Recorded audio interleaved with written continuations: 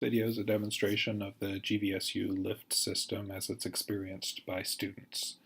So I'm a student and I'm registered in the Lift 101 course, and it's getting close to the end of the semester. So when I opened my email this morning, I get an invitation from the Office of Institutional Analysis saying it's time to fill out my lift survey for the course. It says it should take 5 to 10 minutes and that my responses will be confidential, and it has a little bit of information about how my feedback is going to be used. It says that the instructor will use it for formative purposes and that the department or college will use it to inform programmatic decision making and personnel decision making about the instructor. So I'm going to click the link and visit the survey.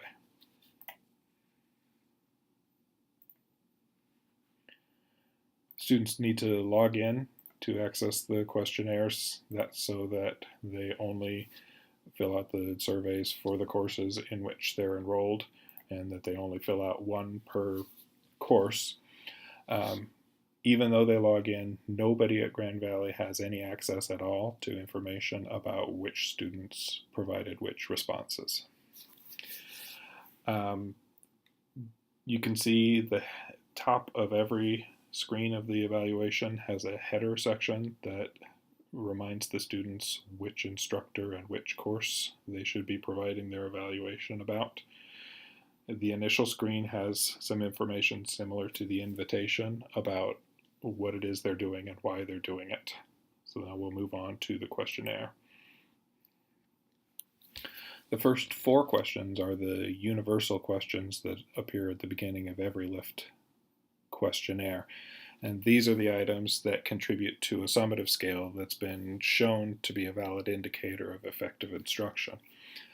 As you see, the questions themselves are very broad questions about the student's perception of course quality or effectiveness of instruction.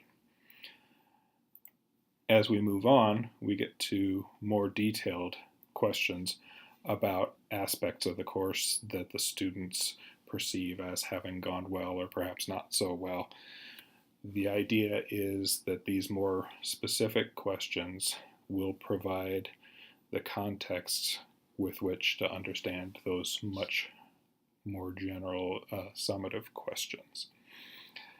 Now the specific questions that are included may vary between questionnaires depending on what type of course it is, but in general, each of the LIFT forms will have about 15 to 20 of these questions. In this case, there's a second screen of questions, and in this case, this form actually has several questions that are much more focused on the student's self-perception of their learning gains from the course.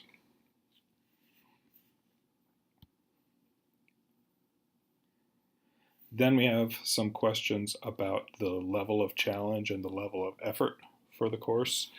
And these are important to us. We hope that the departments will use them for assessing their curricula, but the more immediate purpose is we want to use them to better understand the student evaluations. We want to investigate and understand the way questions about effort and challenge, and also issues around student grades and students' motivation in taking the course, how those things affect the way they evaluate courses and instructors.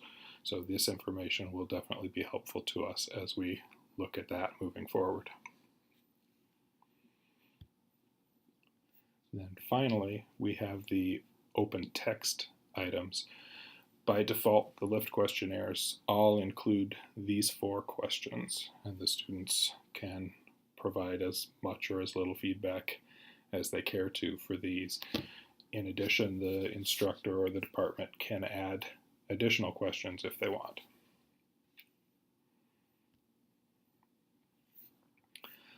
So then, at the end, before their final submission, the students are given one last opportunity to confirm that the instructor and course that they've been providing feedback about is the correct instructor and course for the questionnaire.